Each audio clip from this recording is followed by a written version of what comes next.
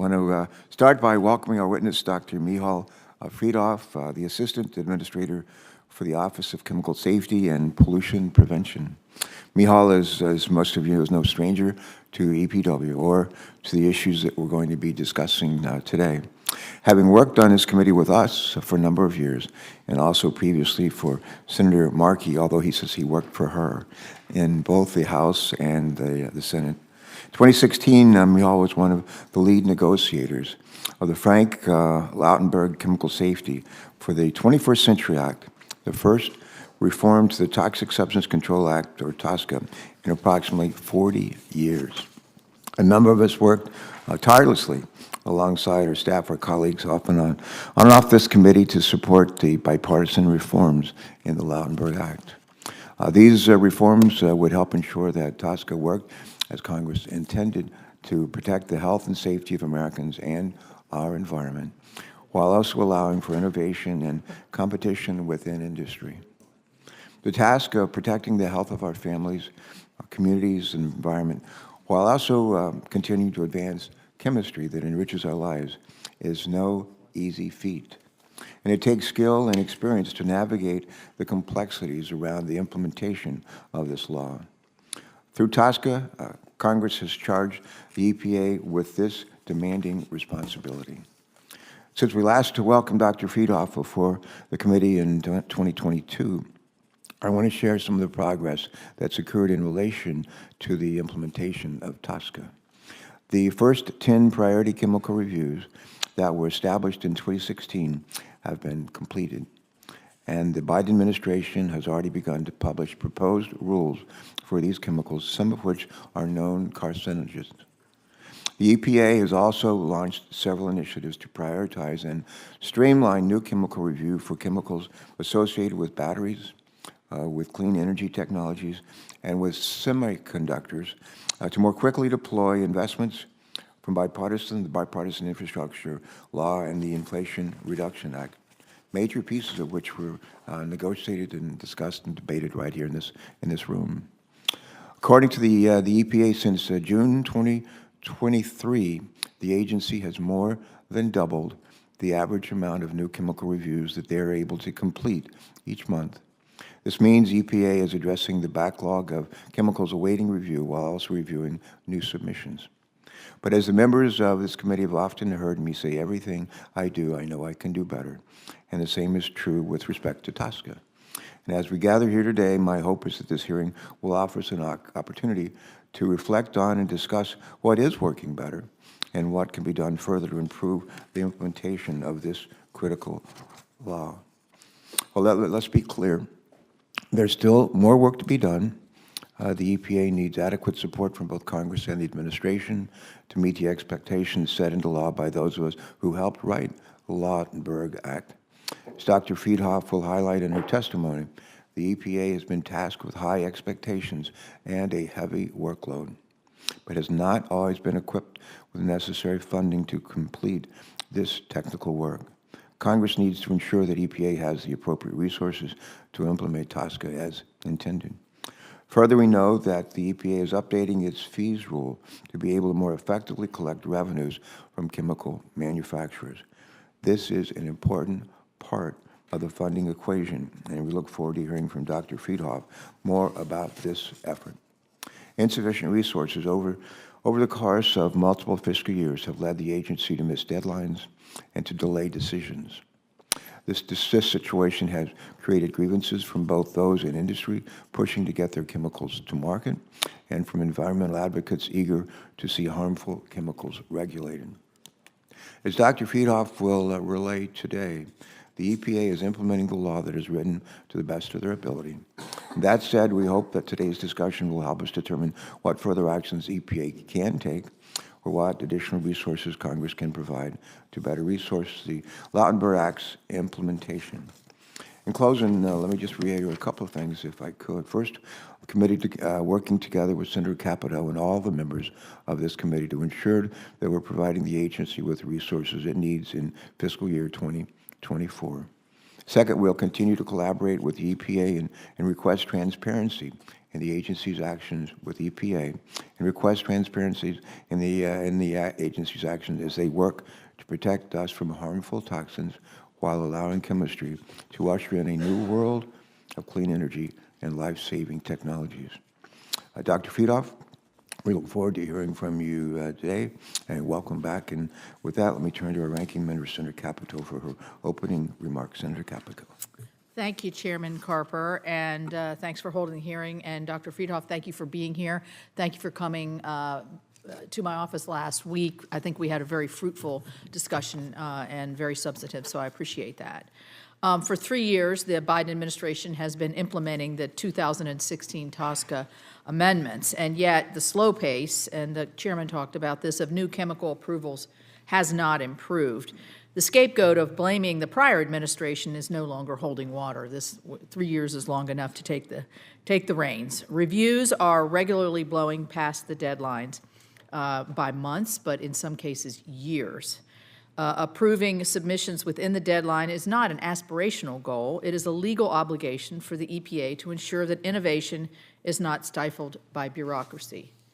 Agency timeliness in the chemical space is crucial to maintaining a competitiveness in the global market and also achieving what I believe a point of bipartisan agreement, expanding key industries and onshoring critical supply chains right here in this country. Chemical manufacturers in China are more than happy to fill the void of U.S.-based companies that are stuck in regulatory purgatory. Regulatory purgatory. That's a hard one to say together by the EPA.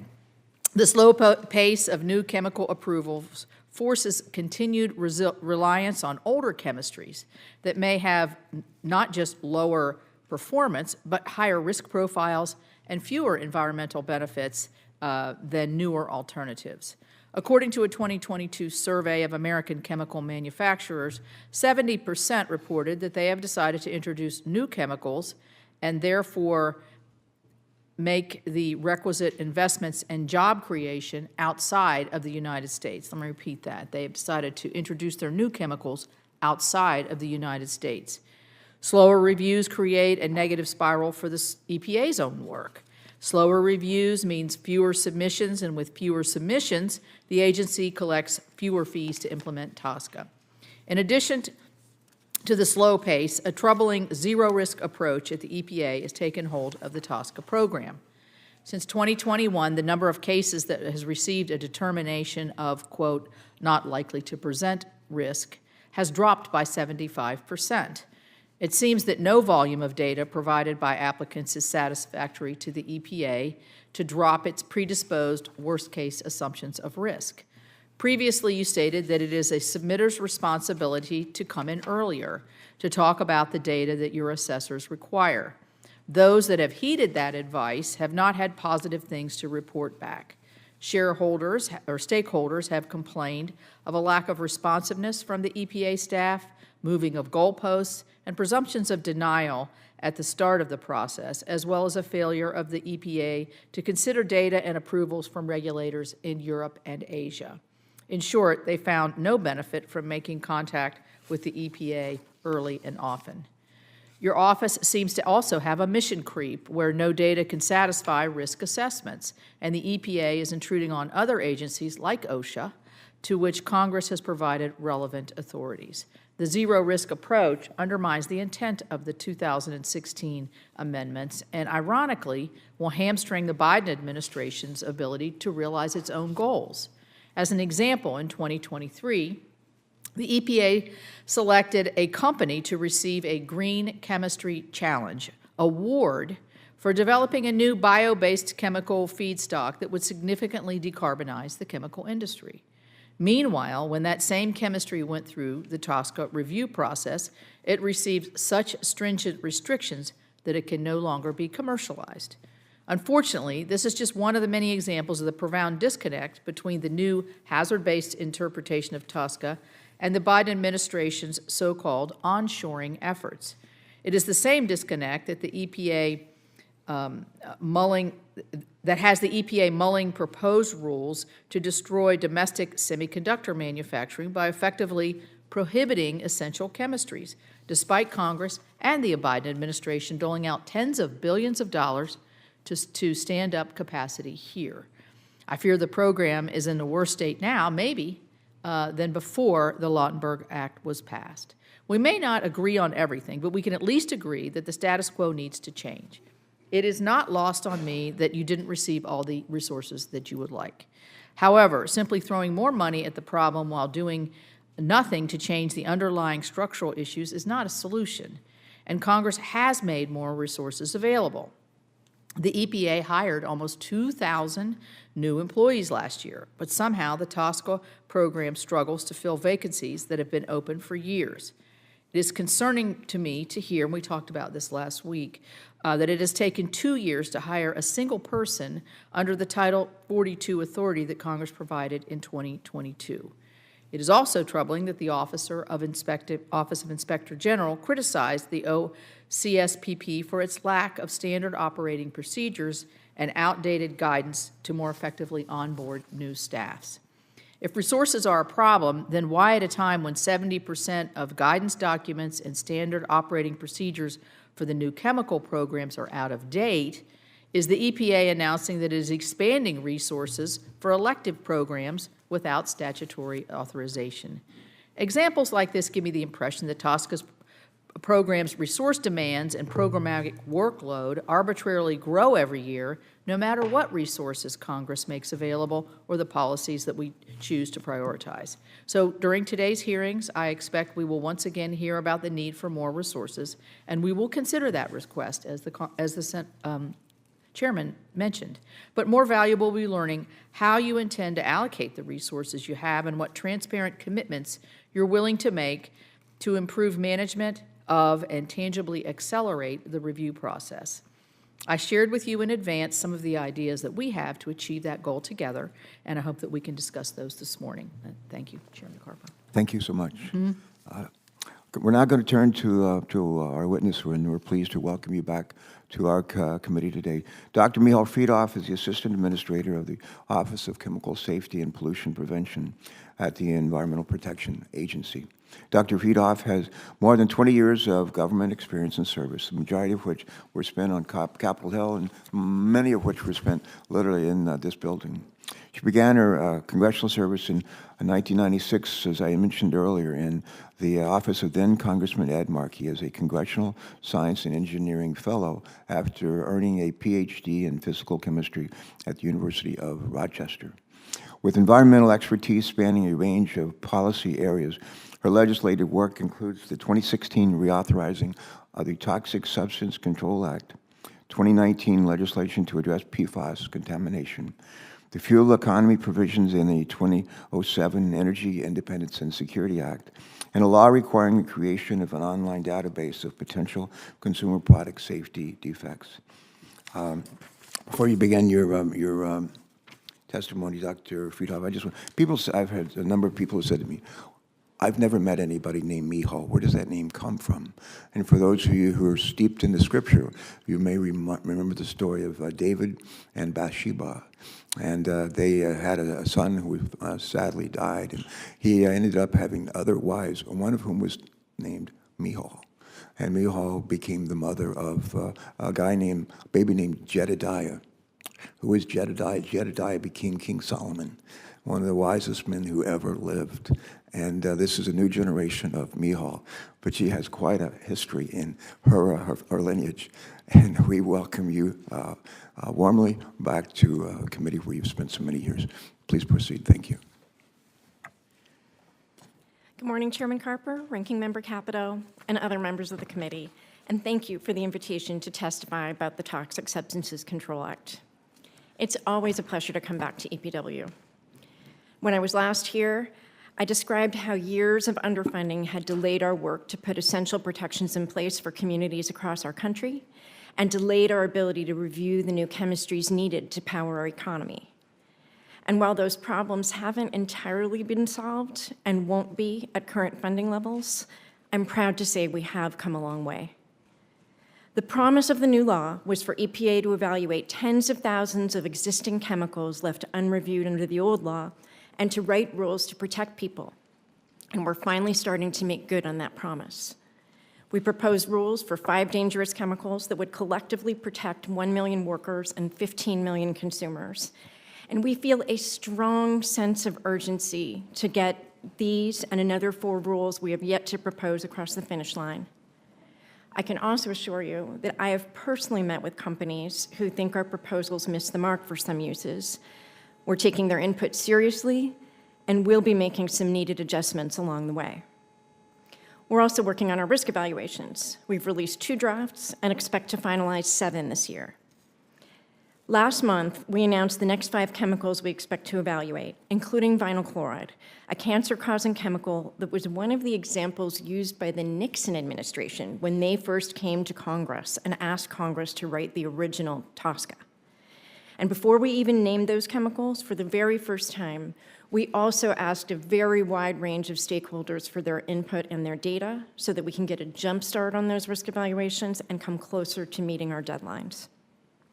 We're expanding our scientific toolbox for risk evaluations with approaches that focus on the most concerning exposures, efforts to improve our understanding of occupational safety practices, and ways to account for exposures to the most vulnerable populations. These changes will help ensure that the people who need chemical safety protections get them and get them faster. EPA also plays an important role in ensuring the safety of new chemicals. If the 2016 requirements that EPA formally evaluate the risks of all new chemicals before they were allowed into commerce had been the law all along, our PFAS pollution story, for example, might have had a very different ending. I know there are continuing concerns that we're not moving fast enough to get new chemistries to market, and I know there's more we can do. But I refuse to accept that we have to choose between safety and speed. With the budget increase, we hired 14 new chemical staff with 7 more hires in the works, which were much-needed reinforcements for a staff that had been stretched razor thin. We've standardized our review approaches for some of the chemicals used in batteries and semiconductors. We've developed a framework for new PFAS, which will ensure their continued availability for sectors like the semiconductor industry. And we've prioritized the review of the new chemicals we need to support the Biden-Harris administration's domestic manufacturing initiatives, and now review those in 1/3 of the time compared to other sectors. And by any objective standard, these efforts are working. In FY23, we completed 70% more risk assessments compared to FY22. Since June, we've more than doubled the monthly average number of completed risk assessments as compared to the year before, and we've cleared out about 50% of the older backlogged cases. But the truth is, we're not able to achieve all that TSCA was expected to. The problem's clear. TSCA's underfunded. It's the conclusion of EPA's analysis, the Inspector General, and GAO. And the solution's equally clear. We don't need to change the law. We need funding to implement the law we have. Full funding would mean 25 new hires to review new chemicals. It would mean we could modernize our IT more quickly, modernize our procedures in science more quickly, do more industry outreach, and come closer to meeting that 90-day deadline for reviewing new chemicals.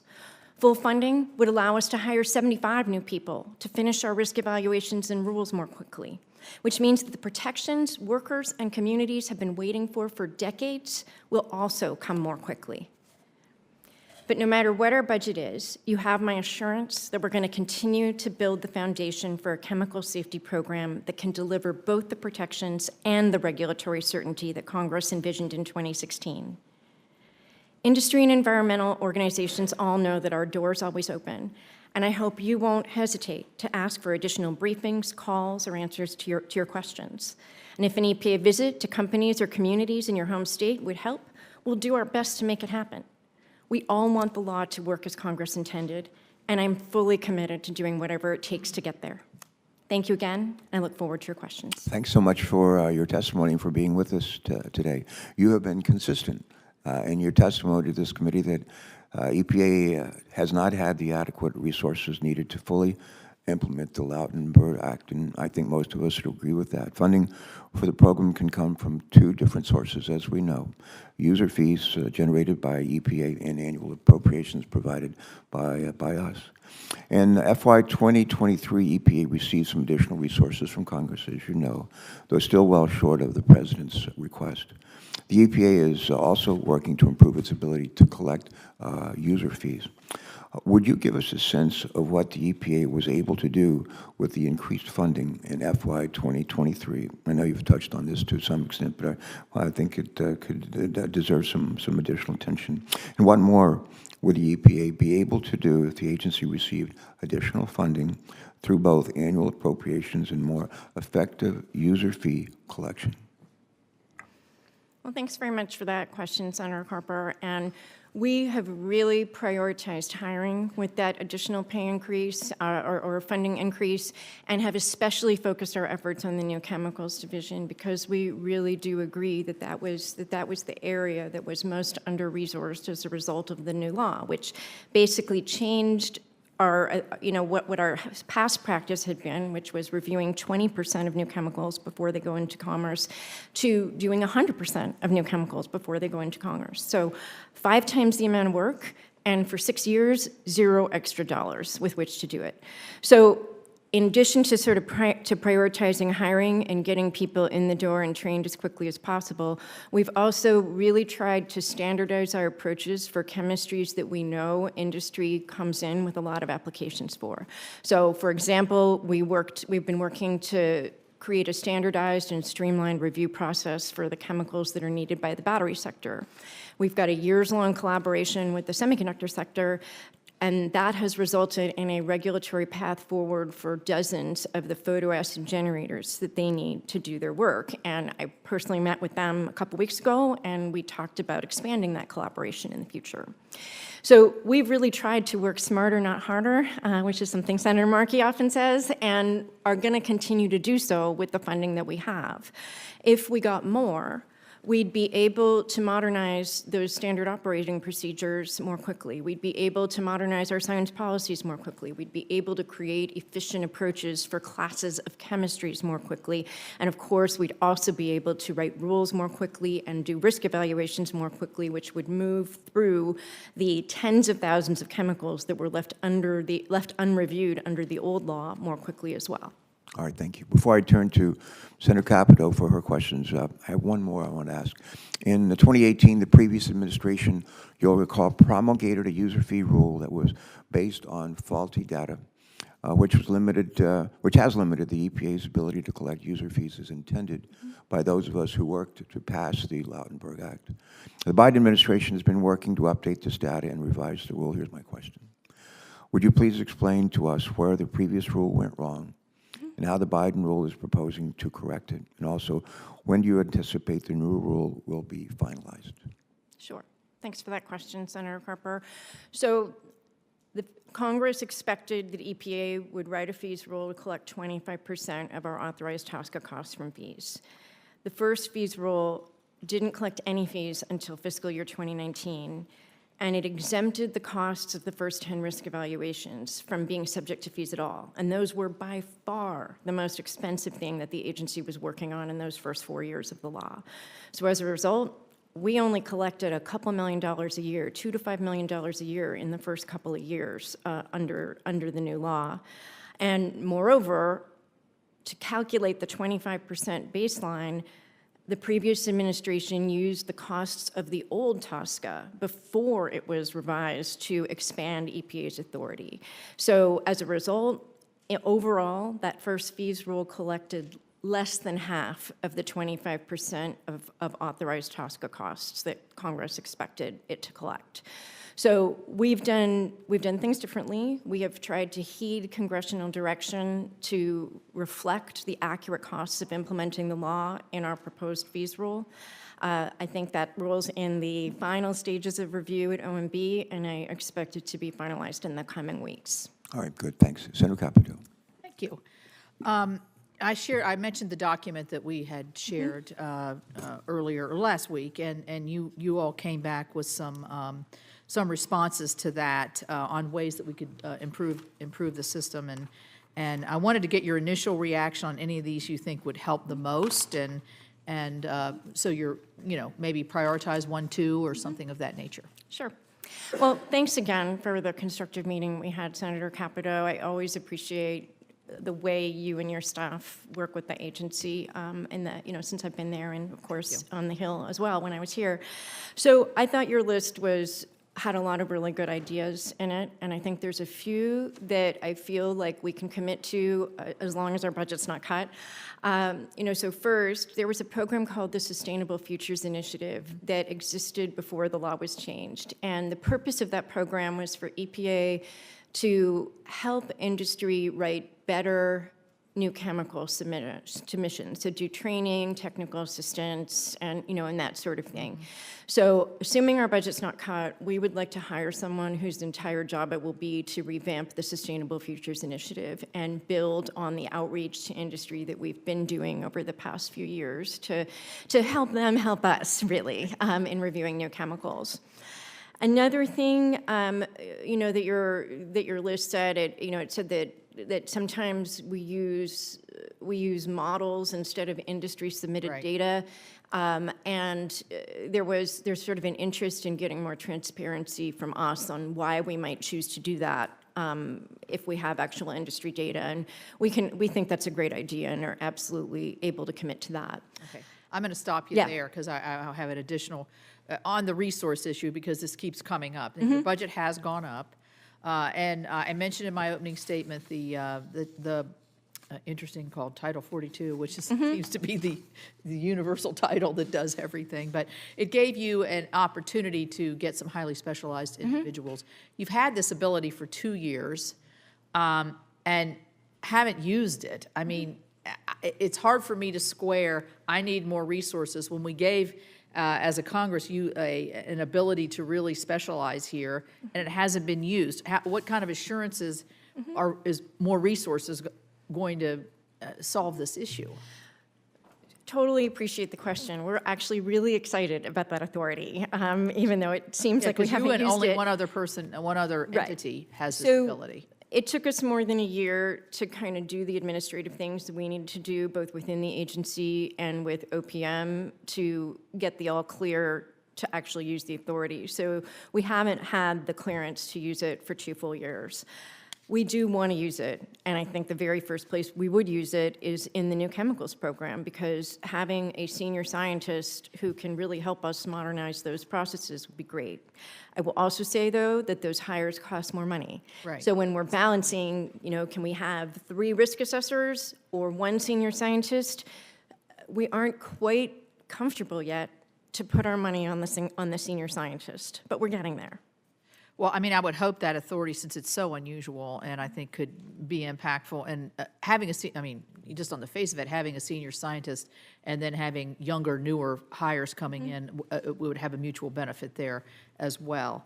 Let me ask you, one of the suggestions was sort of a mid-review meeting, mid-stage meetings between engineering team members and submitters. You were pretty negative about that when we talked earlier last week, but I do think, and I think some of the stakeholders feel that if they could see where they are before they get into the engineering phases and other more technical phases of the assessments, so they could make the adjustments mid-stage instead of waiting towards the end, what would your response be to something like, it seems to me that would benefit both sides of the submission? So I did take that back to my staff. They do feel like it could have the unintended consequence of slowing not just that application down, but other people's applications down as well. We did have 2 other ideas that we think get to the same problem that you're raising. And the first is, we encourage companies to come in and have pre-submittal meetings with us. We don't always have engineers in those meetings, and we could. So I think that would be one way for companies to sort of get a reality check on what information they might want to include in their package before they even send their package to the agency. And the second thing that we're able to do now that we have some more staff is actually create a second queue, a different line for those applications that are almost at the end of the process, but something in the engineering changes and they need a little rework before they can get over the Right. finish line. So we actually want to create a dedicated a tiger team of people whose job it will be to get those applications over the finish line more quickly. And we actually think that might be a faster way of getting at the problem that Yeah, I you're mean, I think talking that makes a about. lot of sense. The one thing I would say is, in talking with submitters ourselves about this mid-evaluation meeting, I think their opinion, sort of anecdotally, would be, if I can get more clarity, more procedural clarity midway through the process, I'll take a longer process. Yep. Because in the end, it ends up being longer anyway. So I would just put that on your plate with everything else. And thank you, Mr. Chairman. Thank you very much. Senator Bozeman, you are next. Welcome. Good morning. Thank you, Madam, Mr. Chairman. Thank you for being here. We appreciate your many years of service in lots of different ways. Section 9 of TSCA requires EPA to consult and coordinate with other federal agencies on its TSCA activities for existing chemical reviews to maximize enforcement and reduce duplication. Long-standing executive orders also require interagency reviews of significant EPA actions. I guess the question is, why hasn't EPA sought feedback from other agencies like USDA, FDA, the Small Business Administration, or Department of Defense on its soon-to-be-released draft of the TSCA risk evaluation of formaldehyde? Well, thanks very much for that question, Senator. We actually engage more across the executive branch than I think had previously been done. We have an interagency TSCA group that includes membership of DOD, the Ag Department, FDA. It meets almost monthly, every month or two, I think. And we do talk to them in a very proactive way about the work that we expect to be coming up. We talk to them about the chemicals that we've just put onto the TSCA process before those chemicals were named to the public. So we're actually doing a lot of very proactive engagement with the rest of the federal family, and we'll certainly be doing that when it comes time to release our draft formaldehyde risk assessment as well. Well, I understand the problem of being underfunded. But also, I do think there's a lot of stovepiping. We should be working more interagency. Here's what the small business said in their file comments last month on your risk evaluation framework rule. Quote, EPA should commit to a robust interagency process for review of the draft and final risk evaluations. Quote, unfortunately, neither the preamble nor the current EPA practice reflect the commitment to interagency collaboration. EPA's risk evaluations, quote, create a significant risk that the resulting risk management regulations will impose unnecessary and duplicative burdens on small businesses with minimal public benefits, end quote. Quote, it is not good use of EPA's resources to duplicate the effort and expertise of these other federal offices, end quote. I think we greatly value the input from other federal agencies that we get during both the risk evaluation process and the risk management process, which does go through formal interagency review.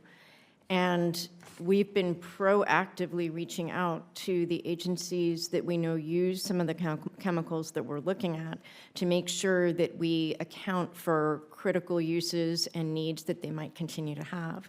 I think those conversations are going really well. I've personally been involved in many of them, and we do take that responsibility to talk to the other agencies extremely seriously. I have the opportunity to serve also as ranking member on agriculture. Formaldehyde is something that many users use there to keep us safe and keep our food supply safe, keep it affordable. Pork farmers use formaldehyde to reduce virus infectivity in pigs, as a barn disinfectant, protect against African swine fever. Egg producers rely on formaldehyde during incubation to help protect hatching eggs against bacteria like salmonella, animal feed. Again, the list goes on and on. Is it true that the EPA is considering an existing chemical exposure level for formaldehyde, which is lower than the levels of formaldehyde humans exhale, and as much as 16 times below exposure levels set in European jurisdictions? Well, first of all, let me just say that we have a great relationship with your staff on the Senate Ag Committee. Same with Senator Stabenow's staff. We view that relationship as extremely constructive and collaborative. I'd also note that the pesticidal uses of formaldehyde are not subject to TSCA. But getting to your question about the exposure limits, we haven't calculated a level like that for formaldehyde yet. It's something that we do at the end of our draft risk evaluation process, and so we haven't published one.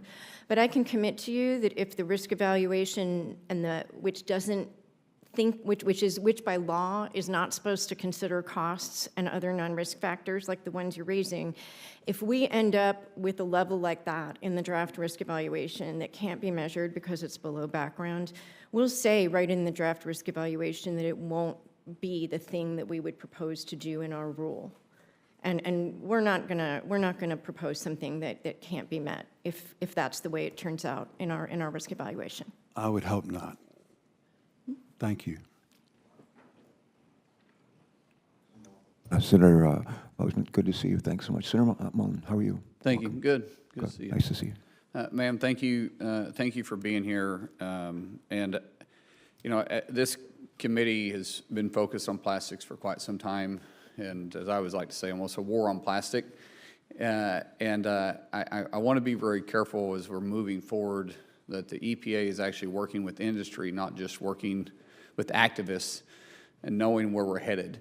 And I do have some concerns because last month the EPA announced 5 more chemicals for prioritization underneath TSCA, all of which use plastics. The chemicals that they're using all goes towards plastics, including vinyl chloride, which is a chemical used for PVC piping.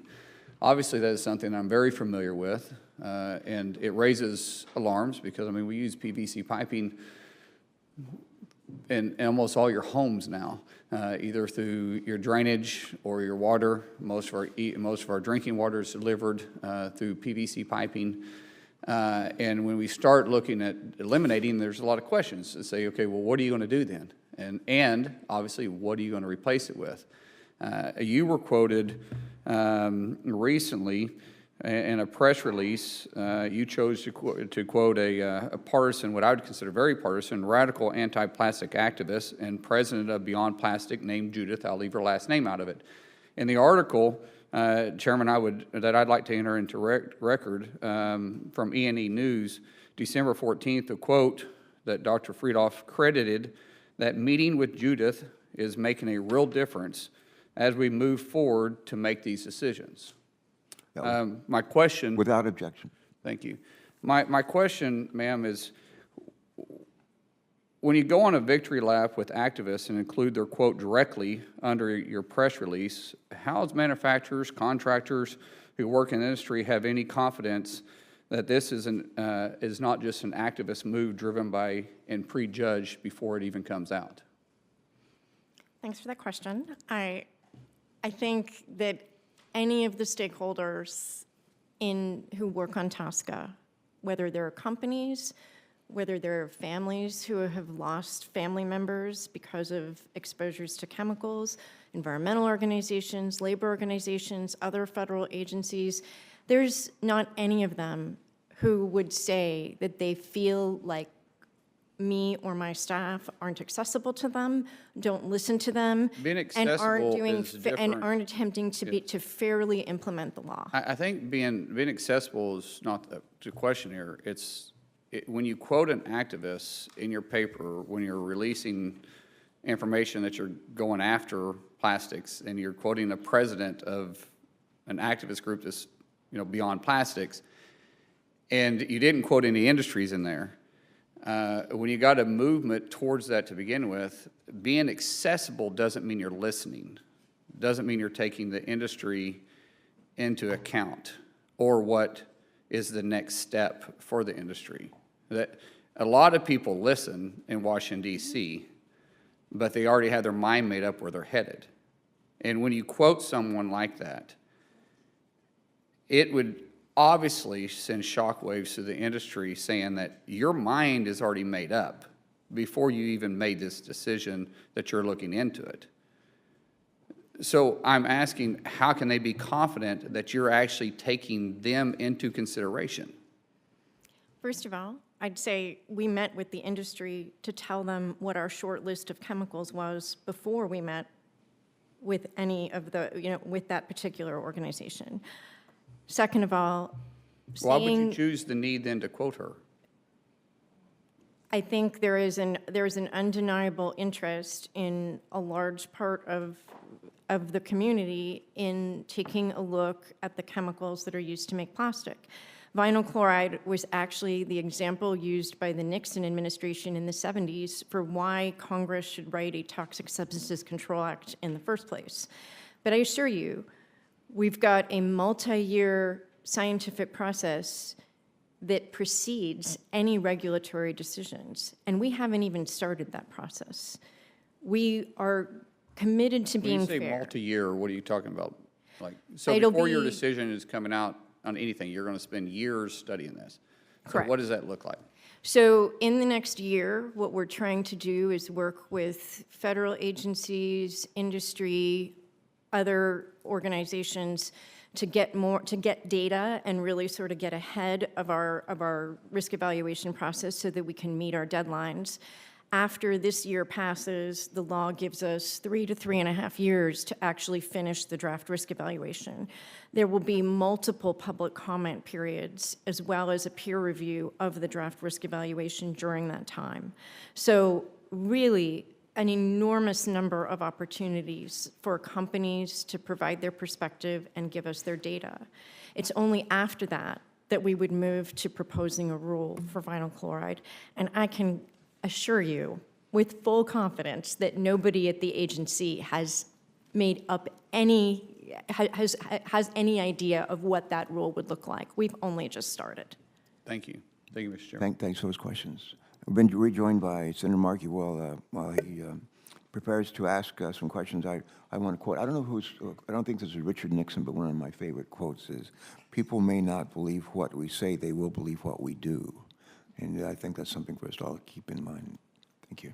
Senator Markey, welcome. Thank you.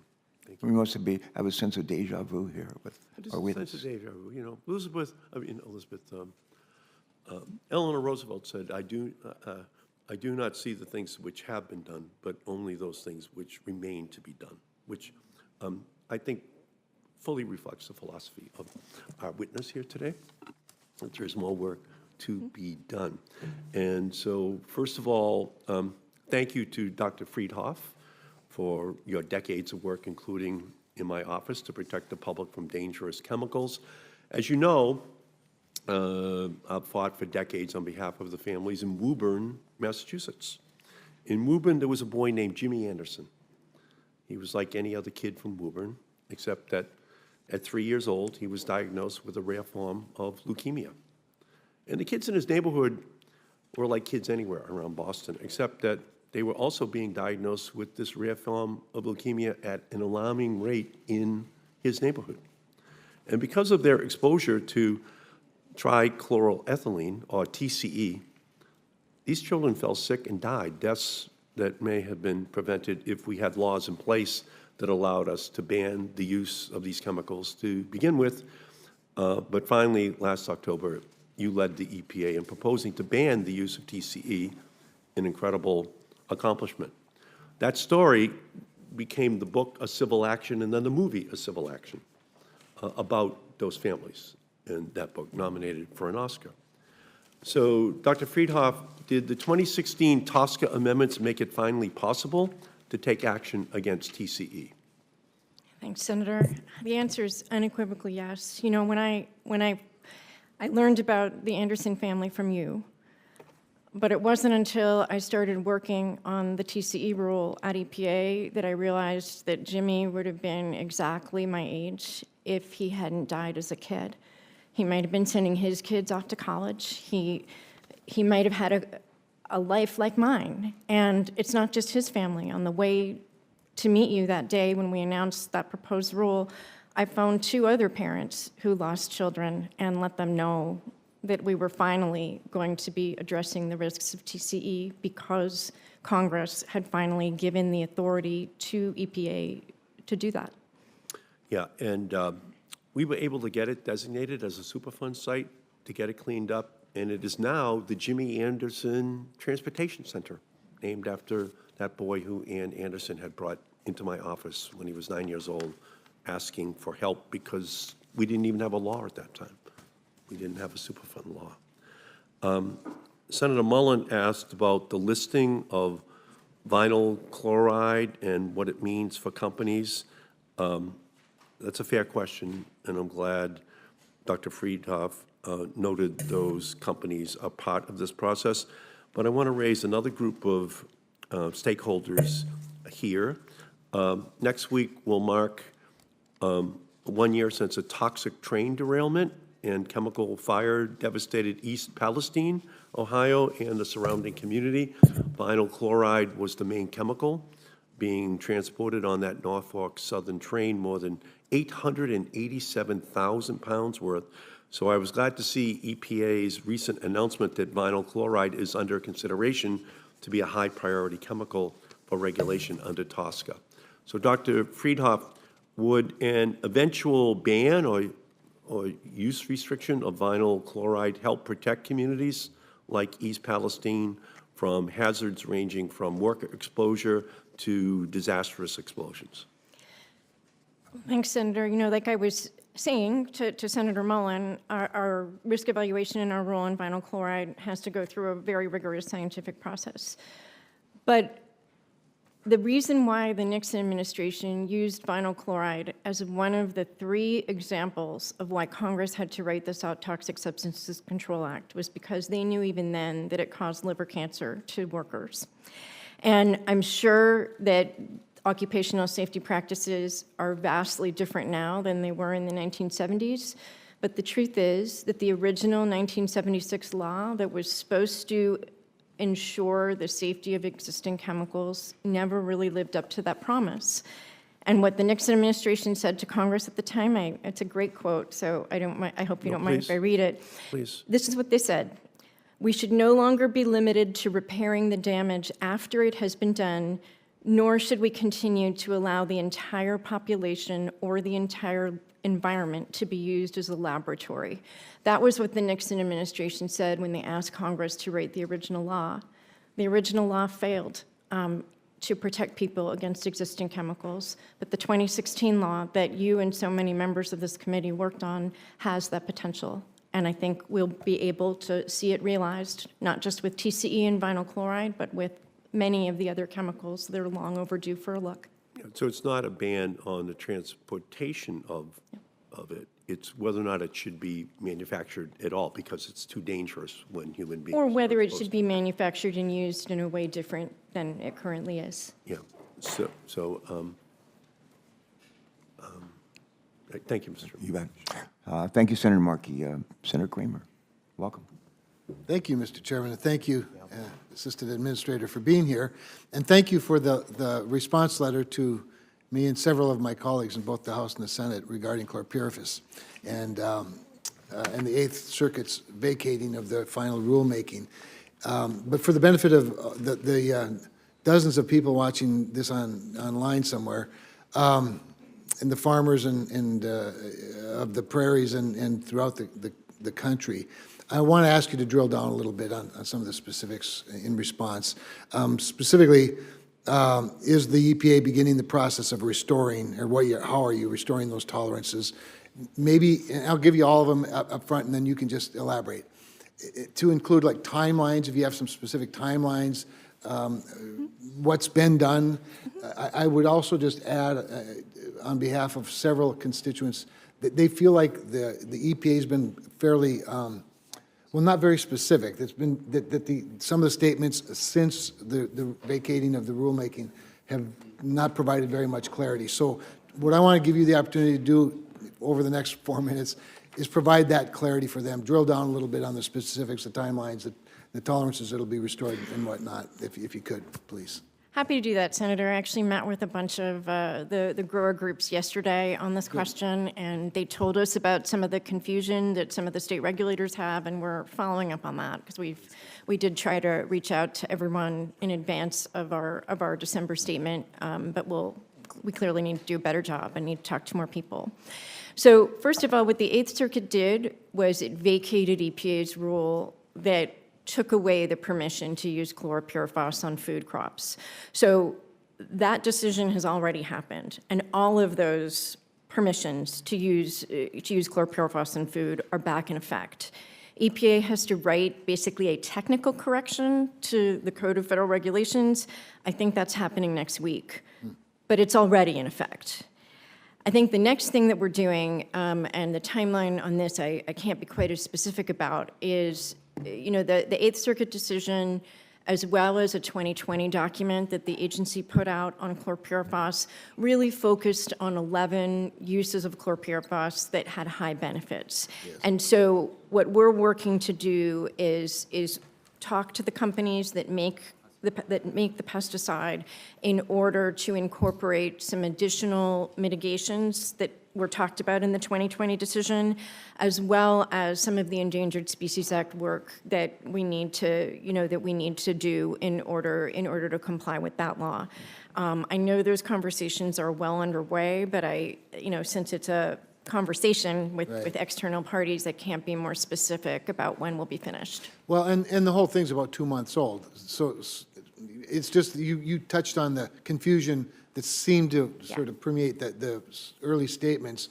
All I would say in wrapping up, Mr. Chairman and Madam Assistant Administrator, just be as clear as you can be, because this is very, well, we're heading into, as hard as it is to believe in North Dakota today, we are heading towards spring and the new seasons and all of that. And so it's everybody from the manufacturers, the suppliers, the users themselves, the producers themselves that seek this clarity. It's critical to get it done in a timely fashion. I appreciate your attention. Absolutely. And if you get questions and people are still confused, just send them to us. Our staff want to be clear also. So it actually helps us when people come straight to us and ask us the questions. Appreciate that. Thank you very much. Thank you, Mr. Chairman. You bet. Senator Markley, if you're ready, you're next in line, and then Senator Ricketts. All right, thank you, Mr. Chairman, and welcome. Good to have you. OMB is currently reviewing asbestos Part 1 rule for chrysotile asbestos. Can you give us a sense of a date when the final rule will be available? Well, thanks very much for that, Senator. As you know, it's our first Section 6 rule that went through the new process, and it's not an accident that it was the first one. Because of the symbolic significance of the failed asbestos ban from the 1980s, and the fact that asbestos continues to kill tens of thousands of people every year. So it's at OMB. I think the 90-day deadline, or the 90-day period, ends maybe I think it ends in early March. It's hard to predict, though, since it's not in our control, whether we'll hit the early March timeline or not. But I know we're in very active conversations with our agency partners and are really eager to unveil that final rule. Well, it takes continuous advocacy because things go to OMB and just disappear. It's like a forever, like what the hell happened to it? So I hope you'll keep pressing and keep us posted on that. So this rule only affects one form of asbestos, but there's 7 other asbestos types of fibers. Does EPA have a plan to address the additional asbestiform varieties? Yes. We are in the middle of Asbestos Part 2. As you might remember, when the last administration chose to only study chrysotile because that form is the only form used in ongoing uses, there was an adverse court decision that caused the agency to have to split that risk evaluation and rule into two. So we're working on the second part of asbestos, which includes the other forms, it includes legacy uses, and it includes, reasonably available information on its presence in talc. And we expect to both release a draft and final risk evaluation for Part 2 in this calendar year. Okay, thank you. I'm glad to hear that. So one concern that we've heard about is in the peer review process. And EPA released the peer review comments, and one reviewer wrote that, quote, "The members of this panel who are reviewing this document have been told we are not to talk to one another. We have been told there will be no conference calls with one another. We have been told there will be no face-to-face meetings. This is entirely inconsistent with the 40-year history of EPA science advisory panels," end of quote. So I have concerns about that point. And I have heard EPA saying, well, we're not going to let people talk to each other because we don't have enough funding. And we're not going to have conference calls if we don't have enough funding. But a lot comes from people actually sharing their comments with each other. Is this an accurate description of what's going on, and why is this a good process? Well, thanks very much for that question. And first of all, let me just say that we think the scientific advice that we get from our peer review committee is invaluable, and and we really do listen to what they say and take their input seriously. Where I think it's also a pretty standard process, though, to do letter peer reviews of scientific documents.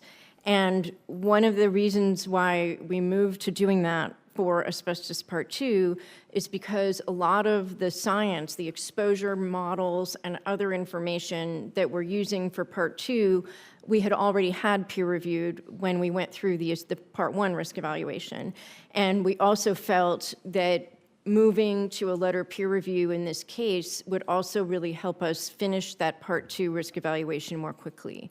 So I think I don't want you to come away thinking that we're abandoning the peer review process. We're absolutely not. I think we did choose for the first time to try a different approach for this one, and part of the reason for that was our sense of urgency in completing that risk evaluation. Mr. Chairman, I think this is something we need to take a further look at. The idea scientists are being told they can't talk to each other, and not told even Zoom meetings in person. I don't think you get the best result having individual people told they're in silos and have to operate without kind of the process of consultation. So I'm not sold. Okay. And count me skeptical. I appreciate it. Okay. Thanks. And my final question, actually I'm out of time. Yeah, just make it a brief one if you would. Okay. So in terms of PFAS, it's not a short question, so I may have to submit it to the record or just follow up with you, but really If we could do that, that'd be. Okay, that's what I'll do. All right. Thank you. Thanks. Yeah, thanks very much. Senator Ricketts, good morning. Good morning. Thank you, Chairman Carper and Ranking Member Capito, for holding this hearing today, and Dr. Friedman, thank you for joining us. I have a few examples behind me of chemicals that have undergone the TSCA process, which are critical for global food production. Formaldehyde is necessary for livestock production to prevent disease.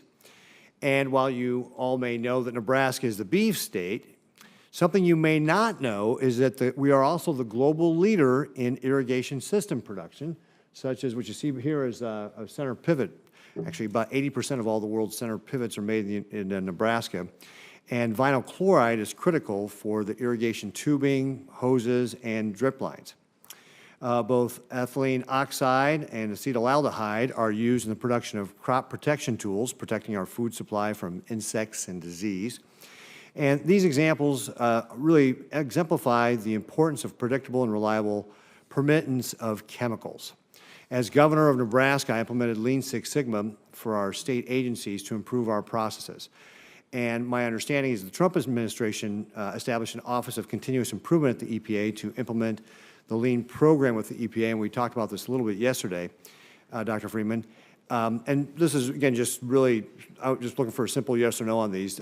Does the new chemicals program still utilize the Lean program?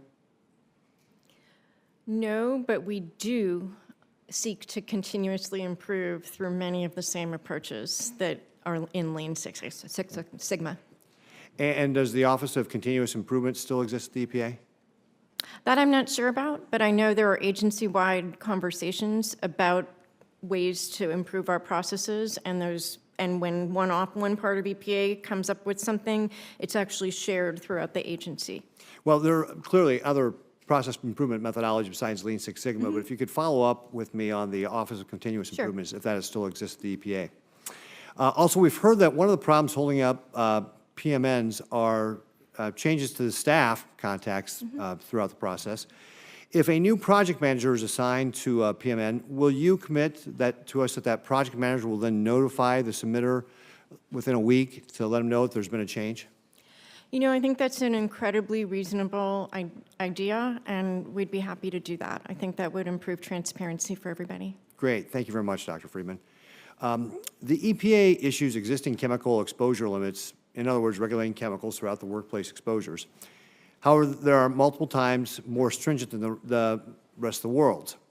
These limits are based on information from EPA's Integrated Risk Information System, or IRIS program, which is not congressionally authorized and is a hazards-based program.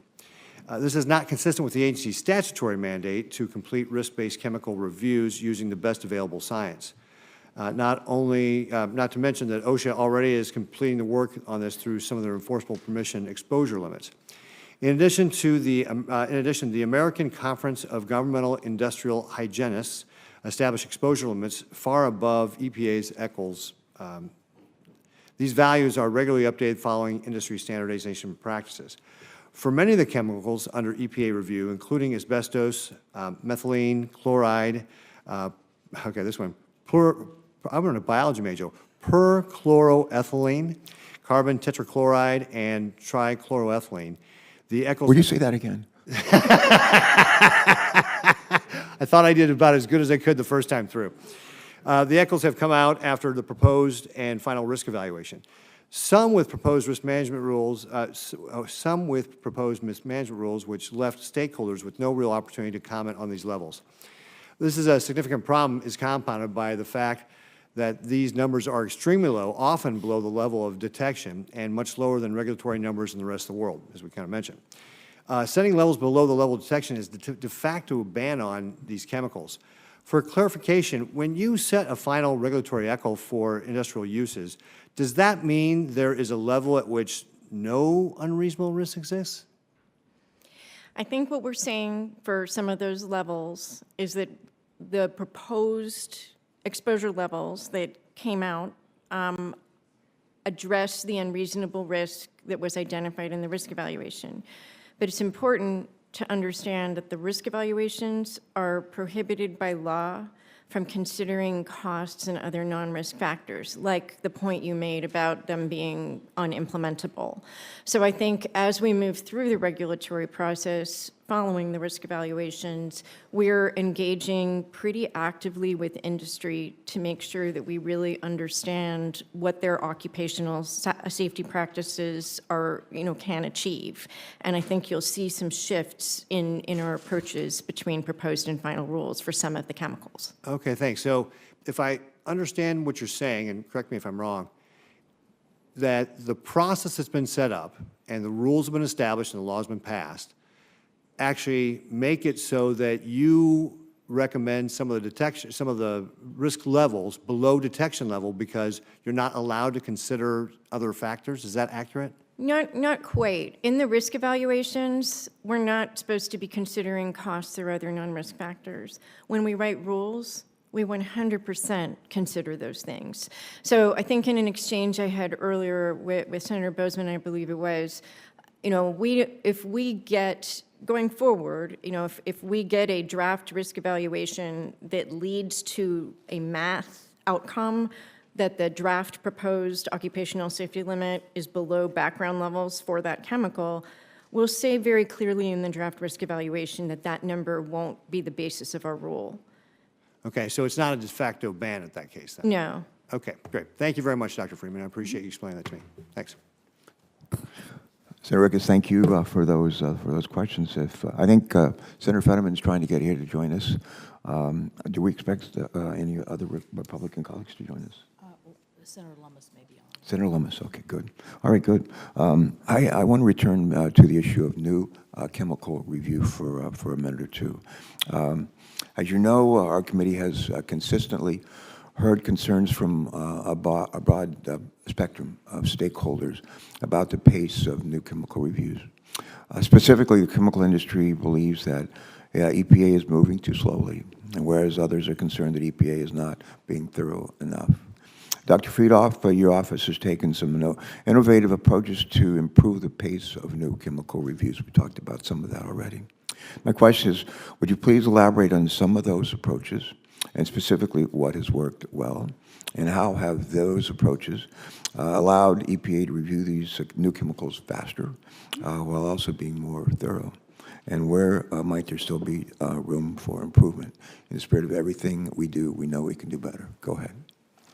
Well, thanks for that question, Senator Carper. And I think we've talked about new chemicals a little bit in this hearing, and I really do think that there is still upside in what the agency can deliver. And I think we've already demonstrated some, but I think we can continue to do more. So it used to be that when EPA didn't know enough about a new chemical before the 2016 amendments were passed, that chemical went right into commerce without a formal EPA review. And so as a result, there's a whole bunch of types of chemistries that EPA never really had to write anything down about. And one of the things that we've tried to do is work to write down the science policy that would allow us to standardize and streamline the review for chemicals that we see a lot. So one example, mixed metal oxides, which are used by the battery sector in particular. We had companies tell us that they expected to send us dozens of those every year as we move to increased electric vehicle production in this country. And so we decided we really needed to get ahead of that and worked on our science policy and risk assessment approach for that class of chemistry. And we're doing that with other sectors too. You know, the fragrance sector has a couple dozen PMNs that have been stuck at the agency because of science questions like that. And while I don't think we can do the exact same thing for the fragrance sector as we did for the battery sector, we are convening a scientific workshop with them and other stakeholders next week, I believe, to try to work to figure out what the answers to those questions are so that we can move those PMNs along also. So it really is a classic work smarter, not harder, modernize our approaches, be strategic about where we focus our resources, and try to increasingly improve both our speed and our protectiveness.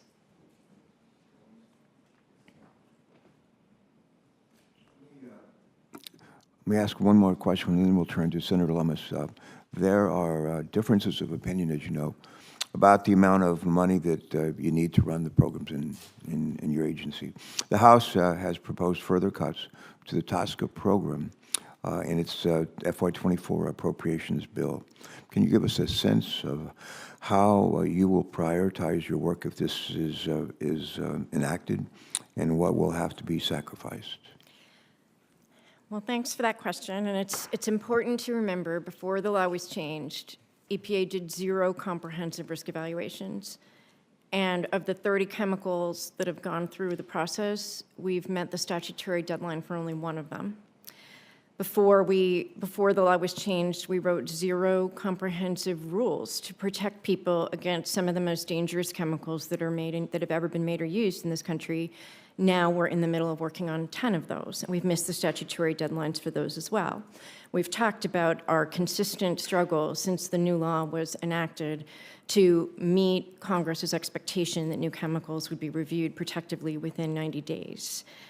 The House budget would take us back to the budget of the old law that didn't do any of the things that the new law has told the agency to do. So what it means is that the workers and communities who've been waiting for decades to get the protections they need will have to wait longer. And what it also means is that the new chemistries that are needed to reshore the domestic manufacturing of everything from semiconductors to biotechnology to refrigerants to comply with the AIM Act to, all of these other chemistries, they'll need to wait a little bit longer too, because we simply won't have the resources to do what Congress expected us to do. All right. I think that's an important point for us to keep in mind as we go through the appropriations process in the days to come. Senator Lummis, we're delighted to see you. Welcome aboard. I'm You're delighted recognized. to see you too, Mr. Chairman. Thank you very much for holding this hearing, and thank you, Ranking Member Capito. My questions, at least, are going to start with PFAS. As you know, there's ongoing debate over the definition of PFAS as it applies to a range of federal regulatory regimes. I'm concerned that there is no current, consistent, agreed-upon definition for these chemistries being used across government agencies. While some PFAS chemistries may need urgent regulation to keep our communities safe, I'm concerned the EPA is needlessly restricting critical PFAS chemistries essential for American manufacturing. And I'm not the only one that's concerned. Mr. Chairman, I'd like to ask unanimous consent to enter into the record a report from the Department of Defense on critical applications of PFAS substances. Without objection. Thank you. Now, I want to quote from the Department of Defense report. It says, losing access to PFAS due to overly broad regulations or severe market contractions would greatly impact national security and DoD's ability to fulfill its mission and impact domestic industrial manufacturing and supply.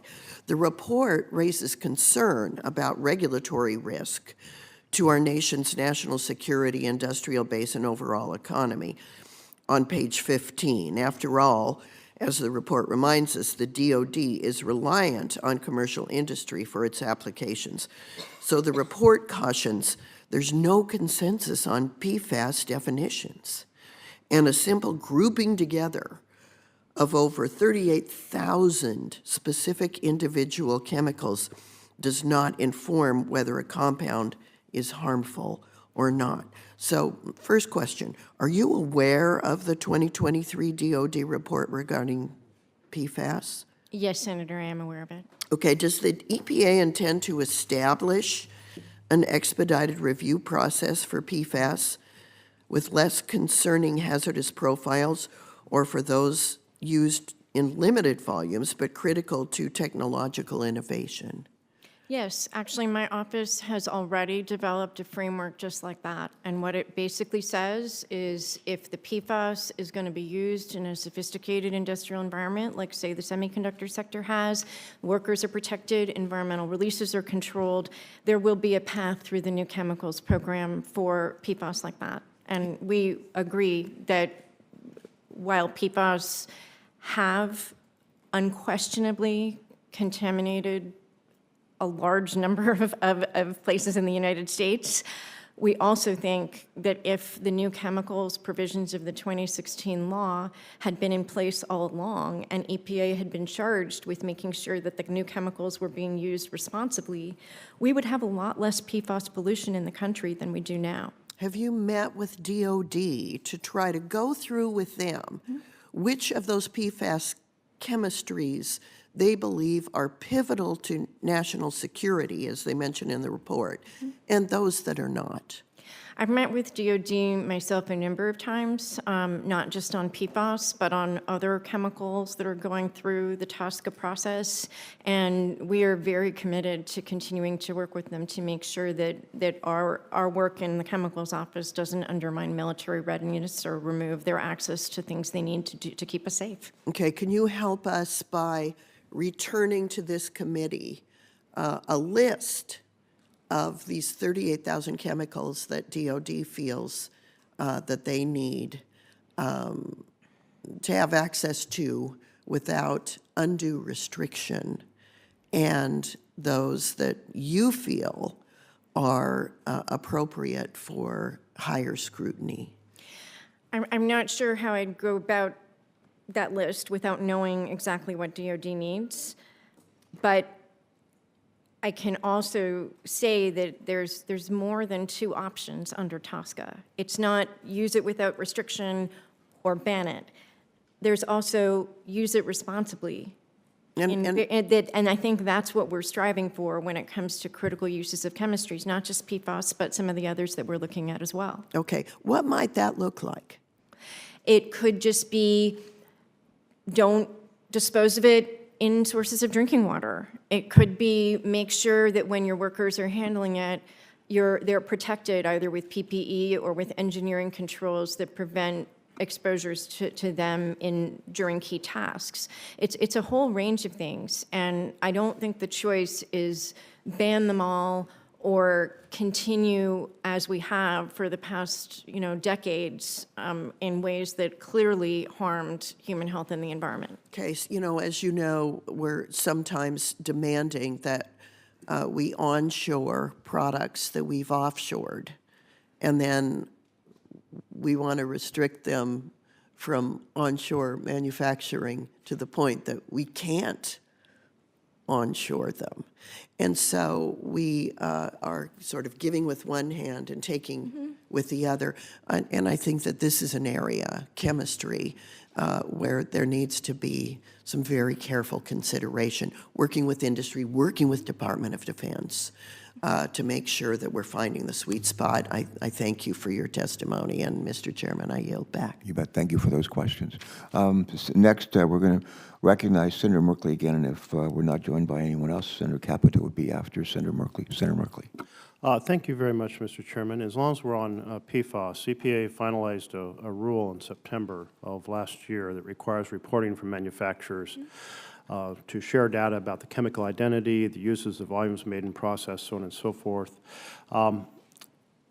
Doctor, when will that data collected by EPA be available to the public?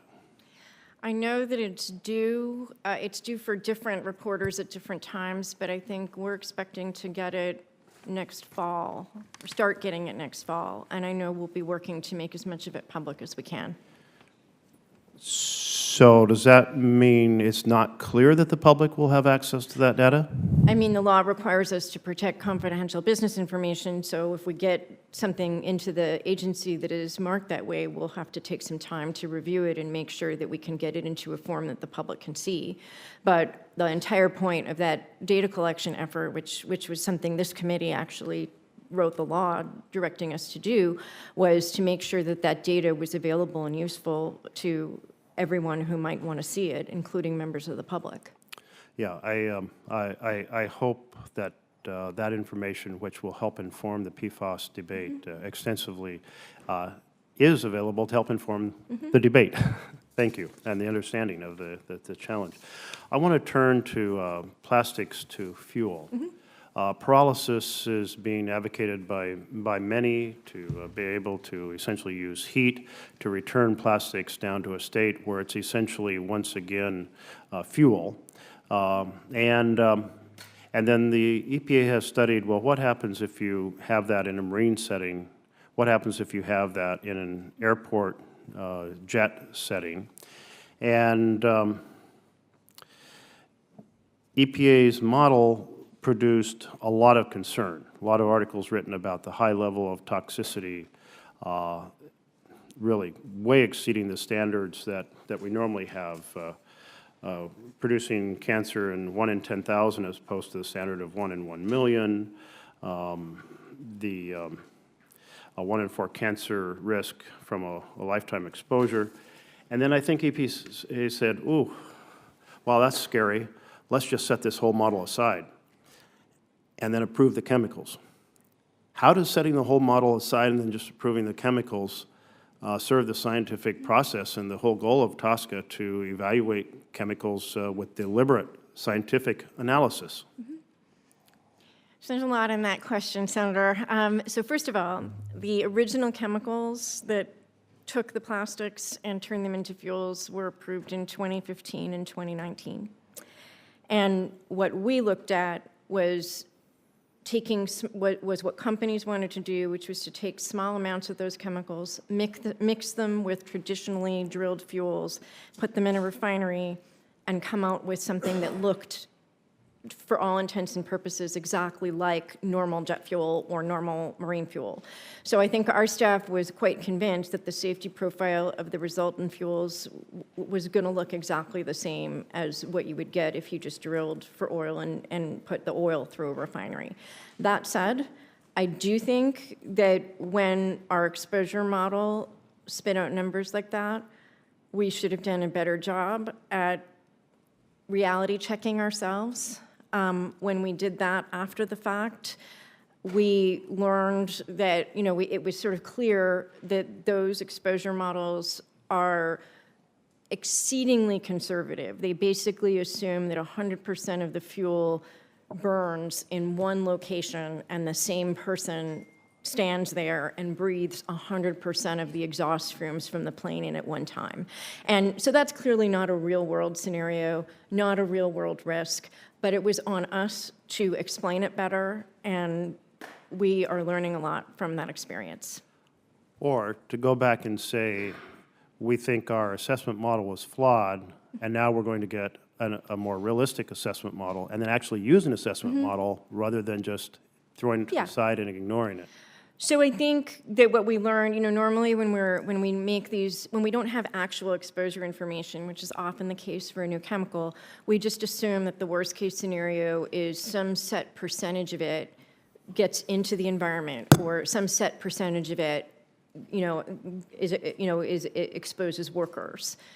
But that model fundamentally fails when the end product is a fuel that is supposed to be burned. Yeah. And that's why, but I agree with you, we should not be doing it that way for transportation fuels. Well, and I going do think forward. the reason it's raising concerns is that the plastics themselves have huge numbers of contaminant chemicals. So the pyrolysis process vents off a lot of stuff, and often, and we've made an emphasis on environmental justice in this community, in communities that are poor, in communities that are primarily black and brown communities. And then those same contaminants survive and are in the fuel when it's burned, and therefore our evolving understanding of this potential pathway, which could involve fuels that are not just a slight amount added to some other fuel, but burned in the whole, as folks try to get kind of more circular economy. There's significant concerns that should not be ignored in this process. I agree with you. I think we know a lot more about those potential impurities now than we did in 2015 and 2019 when those original chemicals were approved. And I think our policy going forward, including for these particular fuels, is to make sure that there aren't impurities like that if companies are going to move forward with a process that creates those fuels. Thank you. All right, thanks, Senator Merkley. Senator Capito. Thank you, Mr. Chairman. Thank you. I'm going to kind of go back on a few things that have been alluded to in some of the questions.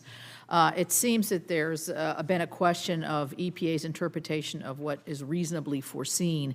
So is it reasonable to foresee that somebody would drink bleach? Of course not. None of us are going to drink bleach. But these, well, I wouldn't say none of us, but these speculative, unintended uses of chemicals are being used to justify overly stringent restrictions. Do you believe that every potential use of a chemical, including the intentional misuses, are reasonably foreseeable or a reason to restrict? No, I don't. Well, good, because I believe what we're hearing too is that sometimes your office will continue to assume noncompliance on OSHA standards, and Senator Ricketts kind of alluded to the OSHA issue. I, in my opening statement, talked about emission creep here. What is your relationship in terms, I mean, how do you put the bright line between where you are and what OSHA is? And it sounds like you got more than enough on your plate. Not sure you want to go into what OSHA's doing as well. So TSCA says that we have to consider the risks to potentially exposed and susceptible subpopulations, and that term is explicitly defined to include workers. To what? It includes workers. It explicitly by Okay. law includes workers. So OSHA wrote most of its chemical-specific rules in the 1970s. And when you go on their website, the very first sentence that you read is that their standards are outdated and inadequate for the protection of worker health. That's what OSHA says about its own chemical safety worker rules. The other thing is that OSHA rules don't cover everybody. They don't cover self-employed workers, and they don't cover public sector workers that aren't subject to a state OSHA plan. So even if the OSHA rules weren't outdated and inadequate for the protection of worker health, we would still need to recognize that some of the workers that the TSCA risk evaluation uses cover wouldn't be subject to them in the first place. So what I do think we're trying to do is work extremely closely with both OSHA and NIOSH. We're trying to align what we write in our final rules to be as consistent as possible with what their practices and approaches are for things like monitoring and detection.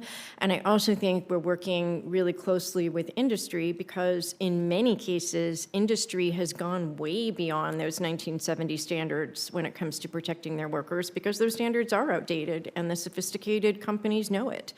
So we're also trying to align with the best industry practices that we're made aware of as well, and make sure that our final rules are implementable. Well, I mean, I guess my interpretation of that would be there's laxness or inadequacy in a particular different part of the Department of Labor is obviously where OSHA is. I just think with what we've kind of uncovered and agree where some of the issues are, staying in the lane would probably be helpful. Let me ask you another thing to clarify, because I said this in my opening statement, and I want to make sure we're in agreement here, where I said that companies are opting to go offshore to create chemicals and that your applications for new chemicals are down, therefore your user fees, we're getting to the resource thing, the user fees are going down, the amount of people paying user fees is going down. Is that an accurate statement from your viewpoint? I don't think so. I think it was accurate for a couple years after the enactment of the 2016 law, but we've actually seen new chemical submittals, kind of come back up to what they've been historically in the last couple of years. Well, we need to follow that because that's, I think, an important issue in terms of being able to move forward. Another question is there is an ability, because you're talking about being resource constrained, there is an ability for you under the Intergovernmental Personnel Act to be able to access other federal employees at no cost to your agency for specialized things. Now, we see this in endangered species and fish and wildlife. We see them borrow from other agencies when they have a large request. I've seen that in my own home state. Is this something that you've considered and to fill in the gaps that you say that you have? Yeah, actually, we've already done that. In the, remember the FY22 budget, which gave us a really small increase in resources, wasn't enacted until March of 22. So that was sort of more than a year of this administration, with a flat budget. And we actually did borrow some staff from other parts of the agency specifically for new chemicals because of the dire situation that new chemicals was in. I think it's one of those things, though, that most federal agencies, including EPA, have resource issues and have workload issues, and other parts of the agency also have laws that they have to implement, and so there isn't an infinite capacity for us to be able to do that, but we have done it on a temporary basis with new chemicals. Okay, so I think we have a lot of agreement, and we'll keep working on that list that we put forward. I don't want the hearing to end to have any kind of misunderstanding that questions or accountability issues means that any of us, certainly me in particular, would want to sacrifice any kind of safety issues around a chemical use for speed. But we do have certain deadlines in the law. You were probably around when TSCA was written, and those were established to be reasonable deadlines at the time. And so there's a reasonable expectation that those can be met. And so I think while I expressed to you last week the frustration I have as a member, and I think probably all of us, doesn't matter what side of the aisle you are, it may matter what administration it is, it's always, I just need more money. If I had more money, I would solve every single problem. And, you know, it's sometimes we have to be more efficient, we have to be more innovative, we have to be more, use the authorities like Title 42 that we have to be able to move forward for more specialized investigations, listen more to the stakeholders, all these kinds of things I think we could make improvement on, understanding that the resource issues, but you have gotten more resource issues, and certainly EPA, 2,000 more people. I mean, can the administrator reprioritize? I mean, this is an important area, because another thing, then I'll get off my high horse here, is if we look at chemicals, I think the assumption is sometimes, well, you just want more chemicals and they're going to be more hazardous and more flammable and more, everybody thinks it's always the bad part of chemistry. The good part of chemistry is getting held up too. The chemistries that would take our old chemistries off the shelf and make improvements, have better health outcomes, maybe even be more efficient, maybe even be more economical to use, and certainly can be made here. They're getting held up at the same time. And so we'll just continue to monitor this. I appreciate your frankness, and thank you for coming. Thank you. Senator Markey, if you're ready to go again for another round, I'll recognize you. Otherwise, we'll recognize Senator Whitehouse. I think we all would.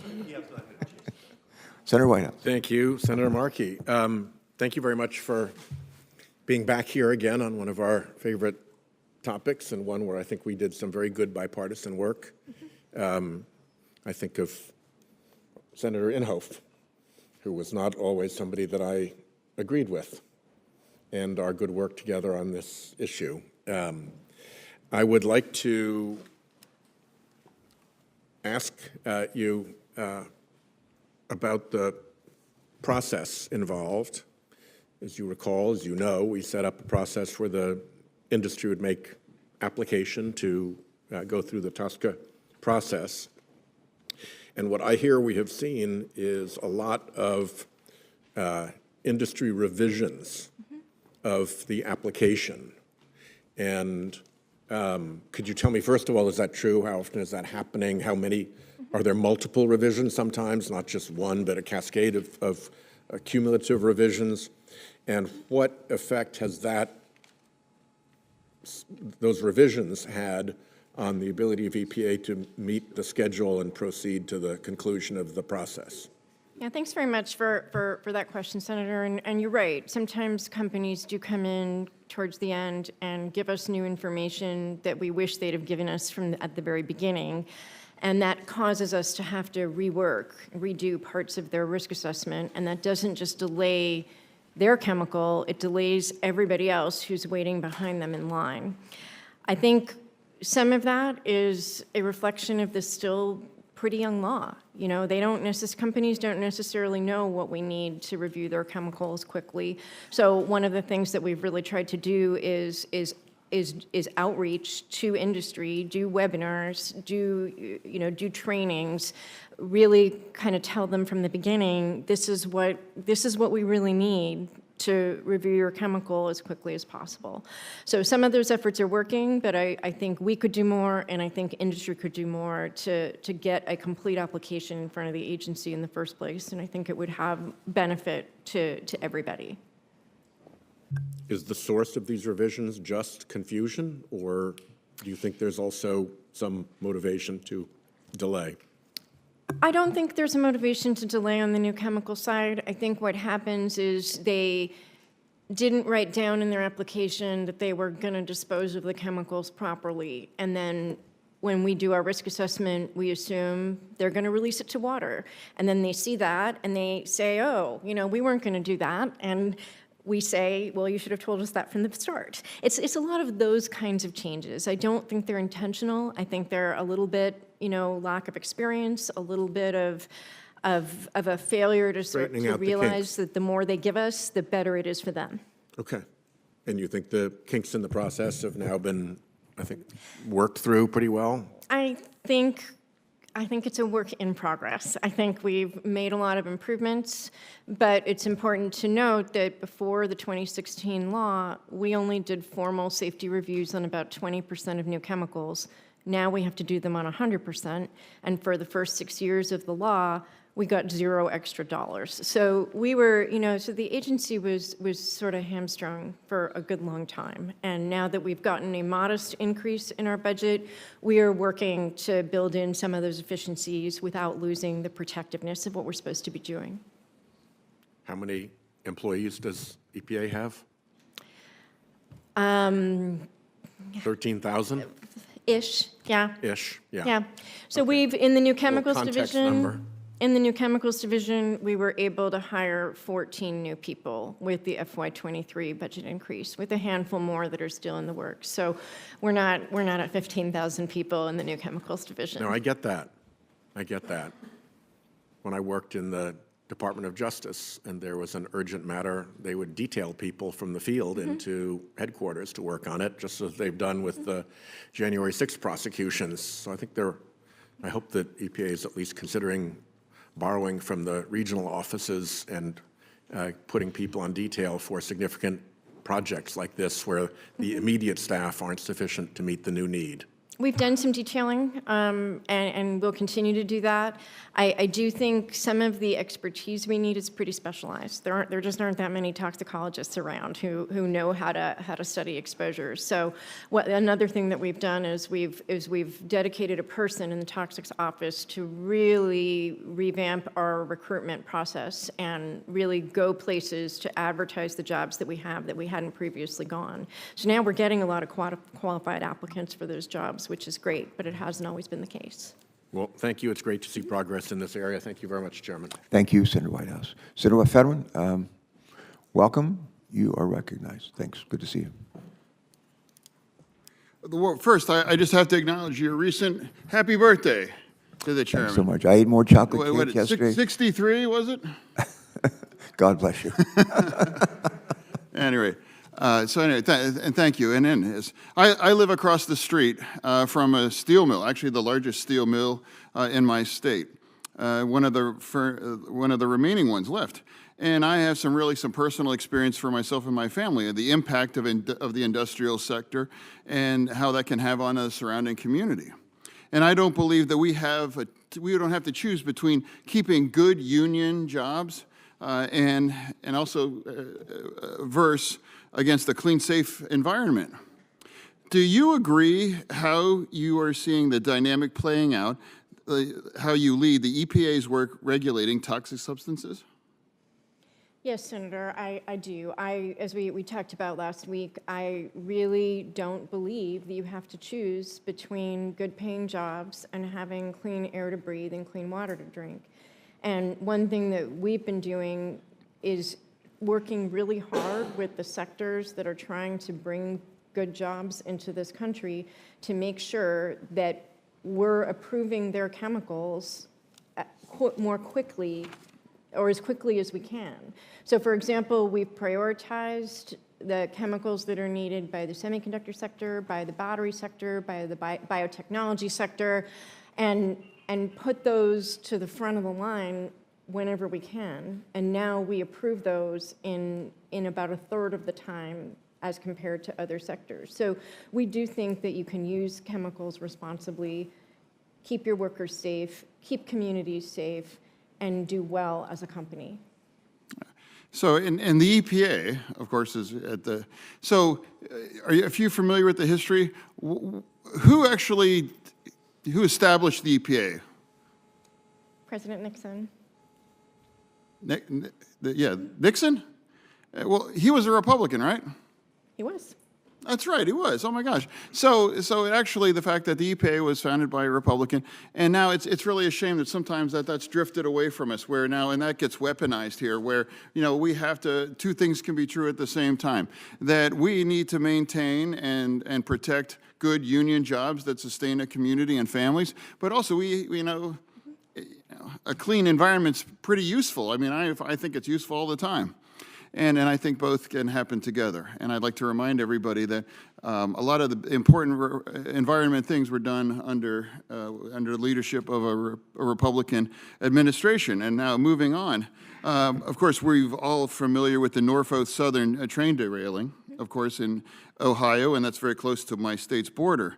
And it released more than 100,000 gallons of vinyl chloride into our community. I'm sure you know.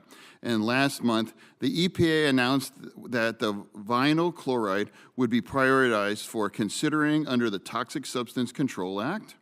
But we are still looking at years of that evaluation to be finished and the safety protocol to be recommended. Why does this process take so long?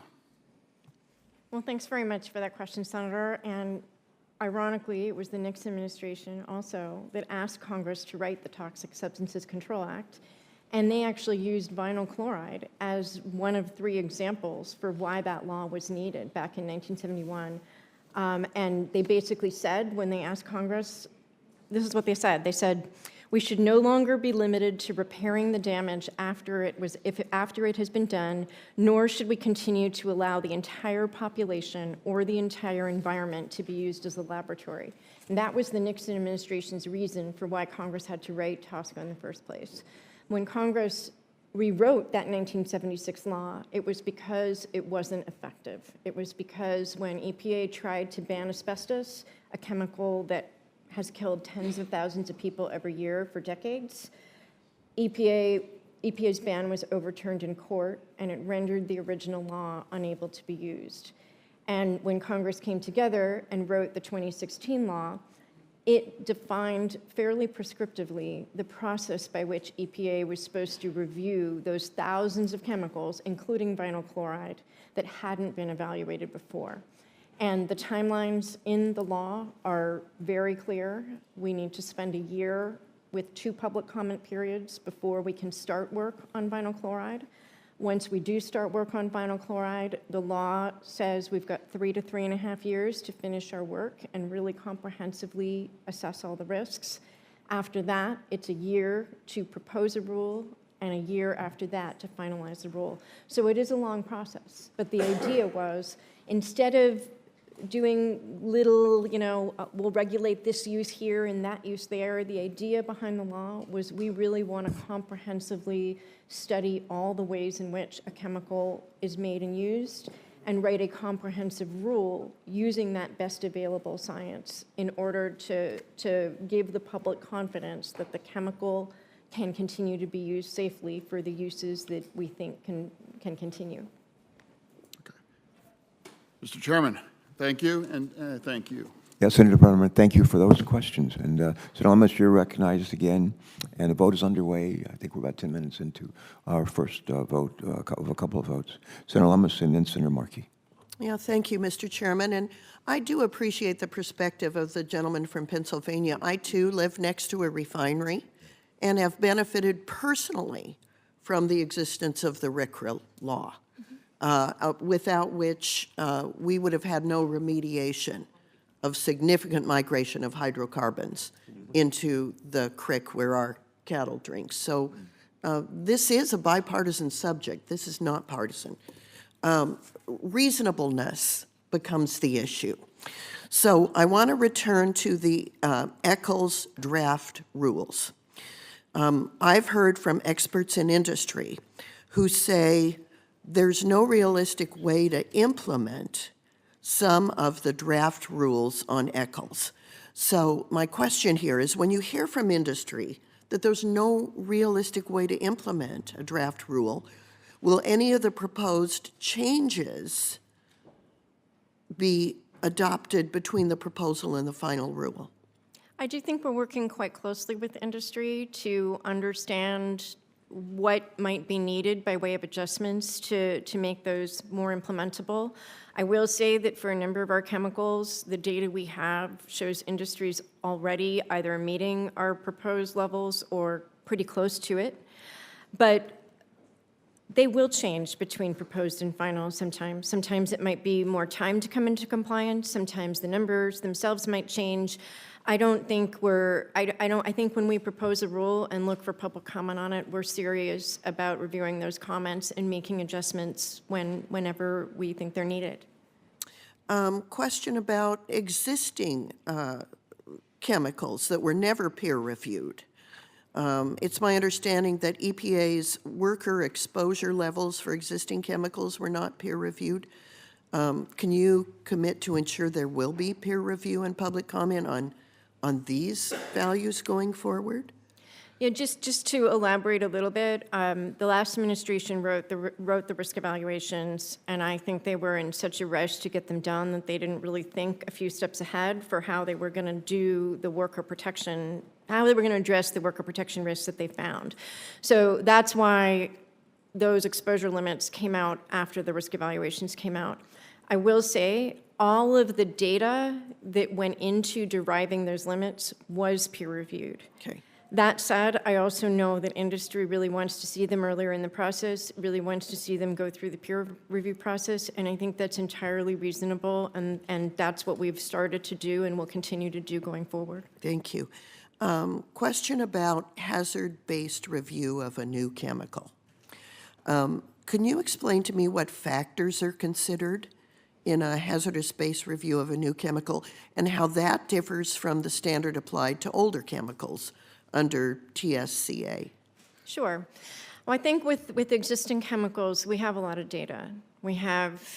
Sometimes we have data like in Woburn, Massachusetts, where we know that exposure to TCE caused a cancer cluster, and we have information about what that chemical did to people that were exposed to it. With new chemicals, we don't have that usually. So what we have sometimes are tests that the company has put together, sometimes using non-animal testing to show what the new chemical's expected hazard might look like. Sometimes what we do is we look at the structure of the new chemical and compare it to something that we do know something about, and infer what we can from reading across what we know about an old chemical to what we can expect to happen from the new. So it's a variety of techniques, but with new chemicals, they're by definition new. There's less information about them. Yeah, I appreciate that. Mr. Chairman, I want to just return for 1 second to the PFAS discussion and just remind you that DOD's report kind of sets off some alarm bells about the importance of working closely with DOD. And so the debate over the definition of PFAS is going to be extremely important to them. And just to implore you to work closely with Department of Defense on these definitions and to try to make sure that we're not compromising our national security or our defense posture by a regulatory regime that's so rigid that it provides no escape valve. Thank you. Thanks for being here. I yield back. Thanks for your focus on PFAS and permanent chemicals. It's much needed and much appreciated. We're being advised by the cloakroom that we're about almost 20 minutes into our first vote. So, Senator Mark, I'm going to recognize you, but not for a real long time. But thank you. No, I appreciate it. But I was willing to wait a good long time in my Chevron deference to Senator Whitehouse to go first, not understanding all of the implications of that decision in terms of other people who would be asking questions. So I thank you for that. The Trump administration violated TSCA by ignoring fence line communities in its chemical exposure and risk analysis. So, and what's a fence line community? Well, I guess I grew up in a fence line community because I lived 3 blocks from the Malden River, and my mother told me when I was 10, whatever you do, Eddie, don't swim in the Malden River, because it was black with a kind of a pre-Jimi Hendrix purple haze over it because of the coal companies, the chemical companies, all of the polluting companies right along the Malden River, right? Just don't swim in that river. You know, of course, there were no fences in that era, but now the companies put up a fence, but 100 feet later are the homes, the kids who are playing, and then it goes out for another couple, 2-3 miles. And what happened was there was an underestimation of the harms, and it undervalued the lives of environmental justice communities living near polluting facilities. And the Biden administration made the right call by changing that harmful policy of the Trump administration by actually looking at the risk that dangerous chemicals pose to fence line communities, the people who live right up next to the facilities. Dr. Friedhoff, when done as required by TSCA, do fence line analysis help EPA better protect vulnerable communities by more fully accounting for how those communities get exposed to dangerous chemicals? Thanks very much, Senator, and absolutely. I toured a number of those communities and visited with them in Houston, and it was just unbelievable to be standing in the middle of a playground and seeing 10 smokestacks literally on the other side of the road. So unquestionably, there are some communities that are more exposed to more chemicals than others.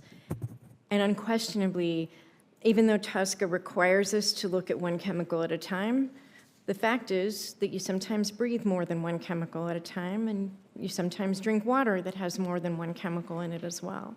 And so what we've been doing is trying to create the scientific toolbox, so to speak, that will let us really understand those risks, the risks from more than one chemical, the risks from exposure through both the air and the water to the same chemical, and the different risks that some communities have compared to others. Yeah, so thank you for that. And yeah, there was like a cloud over my ward growing up. And in fact, it was a union leader in my office last week, and we were talking about the Lewis Candy Company where I worked, making gumdrops and jelly beans when I was 16, right on the Malden River. And he said, oh yeah, everyone knew there was like a huge black cloud over that building, which we didn't even think about because that's just the way it was, along the Malden River. Just this big cloud, which today would be something that obviously families would be concerned about, young people being exposed to. And Dr. Friedhoff, what would you say to those that TSCA isn't an integral part of the EPA's ability to use science to keep the United States and our workers clean and healthy? What would be your message to them? There's people who say that TSCA is not supposed to be for protecting workers who might be exposed to chemicals inside facilities. There's people who say that TSCA shouldn't be about protecting people in communities who breathe or are exposed to chemicals from breathing air or drinking water. And I kind of struggle to understand what TSCA is about. If it's not supposed to be about protecting the people who work with chemicals, and it's not supposed to be about the people who are exposed to those chemicals in their homes and communities, I think very clearly that's what it's about. And it's important for us to be writing rules that are implementable and don't prevent the reshoring of jobs in this country. But I really don't think you have to choose between jobs and safety. We can do both things, and I think we have to. And I agree with you. I was a worker in one of those facilities. And so absolutely historic work that you're doing, and clearly within the full intent, the penumbra of what the law intended. It's to protect people from these dangerous chemicals, and you are doing an historically great job in accomplishing that goal. So thank you, and thank you, Mr. Chairman. Thank you, Senator Mark, very, very, very much. Dr. Friedhoff, is there anything you haven't been asked? You've never been asked a lot of questions here today, but anything you might like to have the opportunity just to very, very briefly highlight before we close? Honestly, all I'd say is that I really value the bipartisan engagement on EPW. It was integral to getting the law passed in the first place. EPW was really the center of all of those years of work to get the law over the finish line, and I really do welcome and appreciate all of the ideas, all the constructive engagement, and all of the collaboration as we work to implement the pretty young law. Good. Well, my colleagues have heard me say over and over again, bipartisan solutions are lasting solutions, and it took a hard-fought, difficult struggle to get us to the point where we actually could enact and the President could sign TSCA into law. Our thanks to you and all the staff folks who helped us in those days to get the ball in the end zone. It was my dad who used to say some of the hardest things to do are some of the things that are most worth doing. Passing TSCA was a hard thing to do. And it's not enough for us just to say, we're going to pass this bill, and that's that. We have a responsibility to make sure it's being implemented in the spirit that was intended. We need to make sure that the folks that are needed to help run these programs are well chosen and they do a good job. We have to make sure that the funding is provided. In the case here, we have two major sources of funding. One is EPA has the opportunities and impose fees, and we have the obligation to provide reasonable appropriations and make sure they're being well utilized. I want to commend you. I talked to several of our colleagues who said that you've taken time to come and meet with them and talk with them and their staffs. That's I urge our witnesses to do more of that. I think it pays great benefits. Joe Biden, President Biden likes to say, "All politics is personal, all diplomacy is personal." It always has been, and it continues to be that. The last thing I'd say, there's a shared responsibility in terms of oversight. We have a responsibility, certainly the House has that responsibility, and we need to work in a spirit of cooperation, collaboration with them and with the administration and other interested parties. We're getting the football playoff season here these days, and I'm a guy who pulls for the Eagles pretty regularly, but I'm a great Andy Reid fan. He used to coach the Eagles, but he used to say that it's not time to spike the football, and it's not time to spike the football on this front either.